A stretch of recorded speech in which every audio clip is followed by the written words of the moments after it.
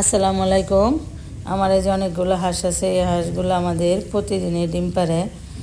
তাই অনেকগুলো হাঁসগুলা দেখতে খুবই সুন্দর হয়েছে। অনেক দিন হাঁসে ডিম পারছিল, প্রচুর শীত থেকে এই পর্যন্ত আবার নতুন করে ডিম পারতেছে।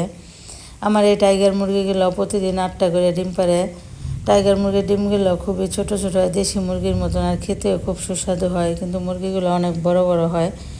তাই এই যে দেখেন, প্রতিদিন আমাদের এরকম এই 8টা মুরগি 8টা করে ডিম দেয়, দেখতেই ভালো লাগে। তাই অনেকগুলো ডিম হয়েছে ফ্রিজে, এইখান থেকে আমাদের খাবারও চলে, আবার আপনার বিক্রি করার মতন হয়। তাই দেখতে পারতেছেন অনেকগুলো ডিমগুলো আজকে ভালোভাবে ধুইতেছি, না ধুলে অনেক সময় ময়লা লেগে থাকে, তাই ডিমগুলো ধুয়ে ফ্রিজে রেখে দিব।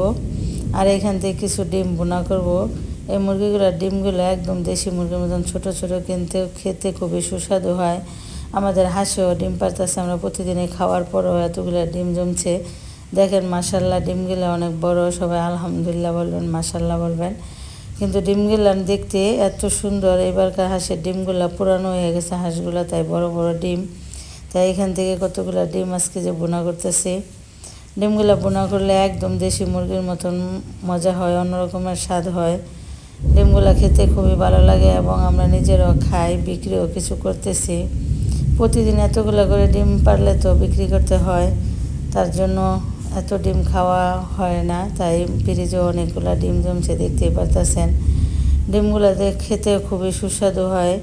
তাই নিজের হাতের জিনিস পারলে অন্যরকমের শান্তি লাগে, আনন্দদায়ক। তাই আমাদের বাজার থেকে ডিম কিনে আনতে হয় না, আমরা কখনো ডিমগুলো কিনে আনি না। এরকম করে হাঁসের ডিমগুলো আমরা নিজেরা খেয়ে বিক্রিও করি।